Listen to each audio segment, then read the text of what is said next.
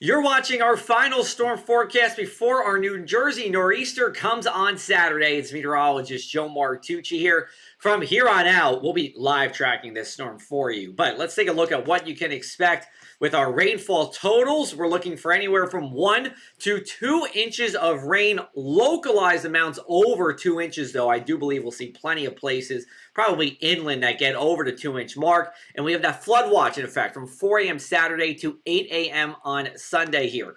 We take a look at our threats. I haven't changed this over the past couple of days. It's heavy rain. That's our biggest concern from 12 to 5 p.m. on Saturday. We are also looking for isolated areas of wind damage and then a long duration of tidal flooding to come after the nor'easter passes. Let's take a look at our future cast. A couple of rain showers as we go into Friday night. It's really just some sprinkles around. Steady rain begins before dawn on Saturday, likely between 4 to 6 a.m. Now, we're looking at the heaviest rain to come during the afternoon. And you see those oranges and reds. That could carry a thunderstorm. Even if it doesn't, it's heavy rain that makes it tough to drive around, especially when you consider winds will be howling during this time. Now, the heavy rain gets out by 4 o'clock, but the steady rain doesn't end until about 7 o'clock or so. We could see a shower until midnight, and then we go into Sunday. It'll be breezy, but it will be a dry and sunny day across the area. We are in a level 2 of 4 risk for excessive rainfall by the Weather Prediction Center.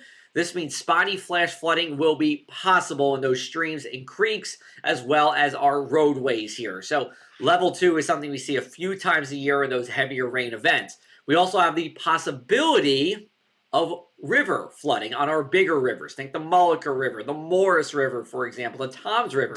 All could flood. It's a possibility, not a definite, though.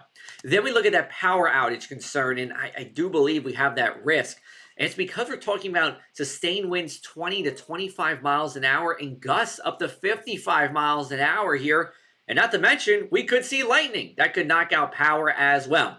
I believe most places are fine, but if you have a generator, just get that ready just in case something does happen. Now, we take a look at our forecast gusts for Saturday here. They're breezy during the morning, but watch it kick up as we go into the late morning here, really midday.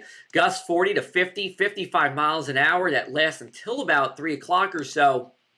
Then we just stay breezy as we go into our Saturday evening into Saturday night. And then Sunday and Monday, still breezy, winds coming out of the northeast, and that will start that coastal flooding risk. So I know it sounds odd that we're going to see coastal flooding after the nor'easter, but here's the thing. We're really not seeing much coastal flooding from that Saturday nor'easter. It'll be from a combination of the northeast winds on the backside of the storm. We also have our full moon on Monday, which elevates our tides. And then we have another coastal storm that we're going to be talking about. Now, this one should be far enough offshore where we don't see any rain and we really don't see any clouds, but it'll push these easterly winds our way as we go into Monday and Tuesday and maybe Wednesday as well. I believe that we're going to be in minor flood stage for this, so the nuisance kind of flooding we usually see. I'll update you, of course, and we'll see if we get into moderate flood stage. Here's a look at our weekend planner. So it's a 50-50 weekend in terms of just being wet and dry here. Saturday, 57 degrees. We have that coastal storm. Sunday, much better in terms of it being dry, but we still have this stiff northeast wind and that coastal flooding develops here, and you see that over at the shore. Temperatures otherwise will be a little bit below average on Sunday here as we get those winds coming out of the north. Now, we take a look at our inland 7-day forecast. Of course, we have that rain on Saturday, and think about this. Saturday will be the 3rd time this month with at least an inch of rain, and it could be the 3rd Saturday this month with record rainfall at Atlantic City International Airport. We have a good shot of breaking that. We look beyond the weekend here, Monday and Tuesday. We're looking for cooler days. It's still breezy on Monday. We have that tidal flooding at the shore through Wednesday, and then afterwards, warming up to seasonable levels, but you see we get a little more active as we go into the middle and later parts of the week. You can check out more from me and our Lee Weather team with our Across the Sky podcast. We'll have a new episode for you coming up this Monday. We're talking all about what it's like to be an energy meteorologist. You can find it wherever you get your podcasts.